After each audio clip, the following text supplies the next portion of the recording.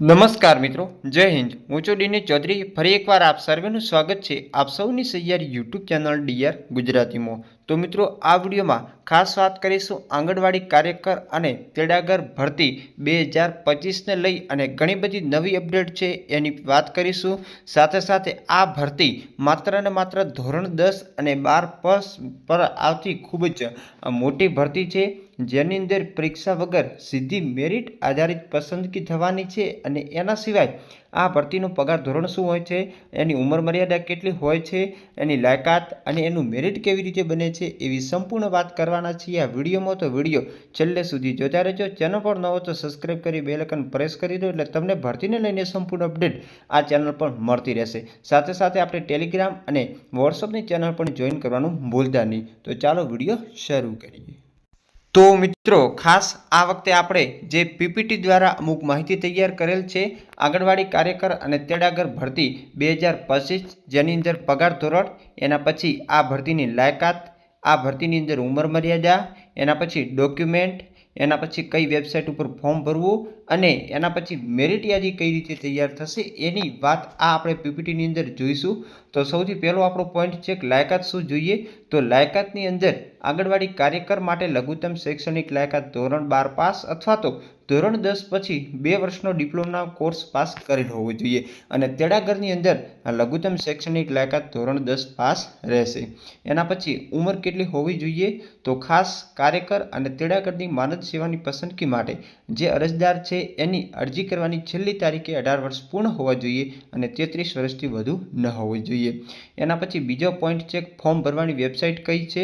તો ખાસ આગામી 1 વર્ષની અંદર ખાલી થનાર આંગણવાડી કાર્યકર અને તેડાગરની સંભવિત ખાલી જગ્યાઓની જિલ્લાવાર માહિતી મહિલા અને બાળ વિકાસ વિભાગ દ્વારા નક્કી કરવામાં આવેલી વેબસાઇટ એટલે કે ehrms.gujarat.government.in ઉપર મળી જશે।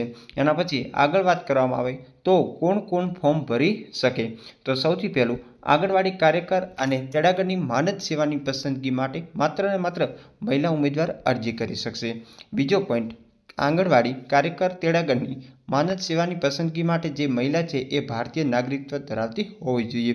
એના પછી અરજદાર જો વિધવા હોય તો જે તે સત્તાધિકારીનું પ્રમાણપત્ર પણ હોવું જોઈએ।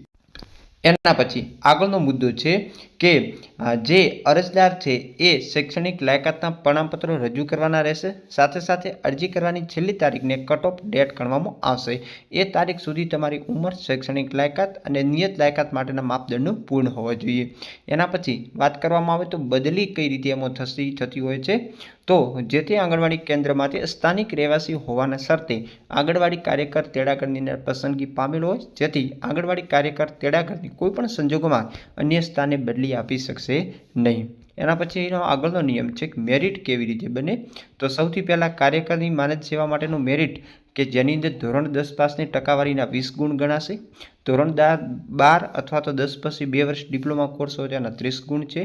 એના પછી પીટીસી, પર પીટીસી, બીએડ અથવા તો કોઈપણ પ્રકારનો સ્નાતક કોર્સ હોય તો એના 30 ગુણ ગણાય છે। અનામત માટેના 10 અને વિધવા જો લાગુ પડતું હોય તો એના પણ 10। એના પછી આગળ વાત કરવામાં આવે તો બીજા નંબરમાં છે તેડાગરની સેવા માટેના ગુણ પદ્ધતિ કેવી છે। તો એમાં ધોરણ 10ના 20 ગુણ અને ધોરણ 10 પછી 12 અથવા તો ડિપ્લોમાના 30 ગુણ છે।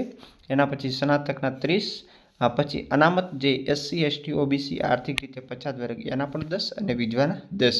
એના પછી આગળનો મુદ્દો છે કે પગાર ધોરણ આમાં કેવું હોય છે। તો સૌથી પહેલાં આંગણવાડી કાર્યકરના 10,000 રૂપિયા હોય છે, જે 1/10/2022ના રોજથી નવું માનદ વેતન છે। એના પહેલાંના પણ તમે આમાં જોઈ શકશો। તેડાગર માટે 5,500 છે અને જે મિની આંગણવાડી કાર્યકરની જગ્યાએ આંગણવાડી કાર્યકરમાં ફેરવાય છે એમના પણ 10,000 છે। તો આ જે માહિતી હતી એ ખાસ અગત્યની માહિતી તમને આપી દીધી છે। આના સિવાય પણ હજુ ઘણી બધી માહિતી જે છે એ આપણે આપી નથી। તો આગામી સમયની અંદર નવો વિડીયો લઈ આવશું ત્યારે તમને માહિતી આપશું। સાથે સાથે ફોર્મ ક્યારે ભરાશે, એના માટે ડોક્યુમેન્ટ શું તૈયાર કરવા, એવી ઘણી બધી માહિતી છે જે નેક્સ્ટ વિડીયોની અંદર મળી જશે। તો ચેનલને સબસ્ક્રાઈબ કરી રાખવા વિનંતી। Thank you so much.